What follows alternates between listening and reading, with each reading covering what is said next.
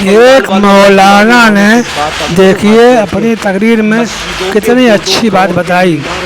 پھر سے پیر نور کی بخاری کی رپورٹ. 2 کروڑ غریبوں پہ خرچ کرو اور ان کو مضبوط کرو. اگر ہماری قوم 10 سال میں مضبوط ہو گئی تو 2 نہیں بلکہ 10 کروڑ کے مینار ہم بنا سکیں گے. اس لیے میری گزارش ہے جلسوں کے خرچے بھی کم کرو, شادیوں کے خرچے بھی کم کرو اور سب خرچے کم کر کے اپنی قوم کو مضبوط کرو. حضور علیہ السلام اسی لیے تشریف لائے تھے. تو دیندار بنو, مالدار بنو, اور نمبر 3 ایجوکیشن پہ بہت محنت کرو. کوئی بھی جاہل نہ رہے, کوئی بھی ان پڑھ نہ رہے.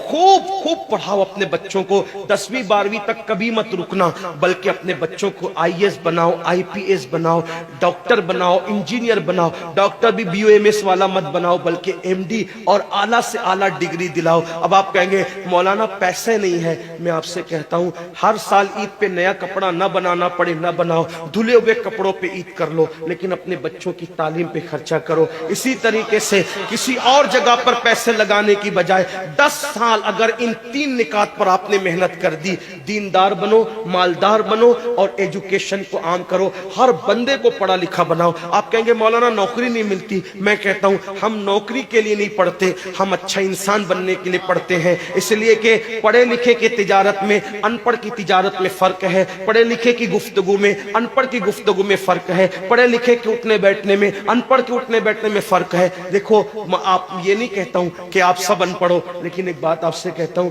محفل میں پڑھے لکھوں کا انداز اور ہوتا ہے, ان پڑھ لوگوں کا انداز اور ہوتا ہے. کھانے میں, پینے میں, اٹھنے میں, بیٹھنے میں.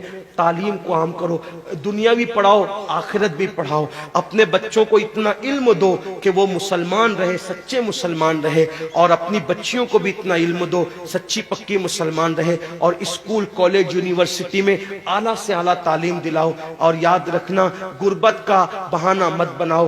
بیٹیا کی شادی ہوتی ہے تو لاکھوں روپے کہاں سے آتے ہیں, اور آپ سے کہتا ہوں 8 گھنٹے محنت کرنے کی بجائے 16 گھنٹے محنت کرو. محنت میں پیچھے مت ہٹو, اپنے بچوں کو پڑھاؤ. صرف 10-12 سال ہندوستان کے تمام مسلمان محنت کر کے اپنے بچوں پہ محنت کر لیں, کوشش کر لیں, کاوش کر لیں, تو دیکھنا نقشہ بدل جائے گا. یہ بھی آپ سے کہتا ہوں, ایک بات کہتا ہوں, منع نہیں کر رہا ہوں, اگر مجھ سے غلطی ہو تو میرے علماء اصلاح کریں گے.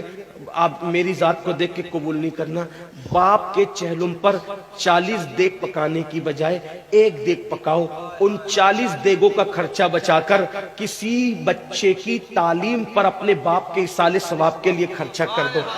پیر صاحب کے مزار پر 1 لاکھ کی چادر لا کے ڈالنے کی بجائے 100 روپے کی چادر ڈال دو. باقی کے پیسے بچا کر غریبوں کی تعلیم پہ خرچہ کر دو. پیر صاحب کے ایصال ثواب کے لیے وہ اس 1 لاکھ کی چادر سے جتنا خوش ہوں گے وہ 100 روپے کی چادر سے بھی اس سے زیادہ خوش ہوں گے, کیونکہ آپ نے کسی کو اٹھا دیا, کسی کو آپ نے ترقی پہ لے گئے. ایک بات کہتا ہوں, میرا پیر جنتی ہے تو میرے پیر کو میری 1 لاکھ کی چادر سے کیا غرض, اس کو تو جنت میں اس سے بہتر لباس مل چکا ہے, اس کو تو 1 لاکھ کا اس سے بہتر لباس مل چکا ہے. تو یہ باتیں تلخ لگے معاف کرنا, لیکن آپ سے ایک بات کہتا ہوں, رسومات سے نکلو, حقیقتوں کی طرف آؤ. رسومات سے نکلو, سچائیوں کی طرف آؤ. ایک دوسرے کو گرانے کی کوشش مت کرو, ایک دوسرے کو اٹھانے کی کوشش کرو. آپس کے جھگڑے ختم کرو. تیرا سلسلہ بڑا, میرا سلسلہ بڑا, تیری برادری بڑی, میری برادری بڑی, تیرا پیر بڑا, میرا پیر بڑا.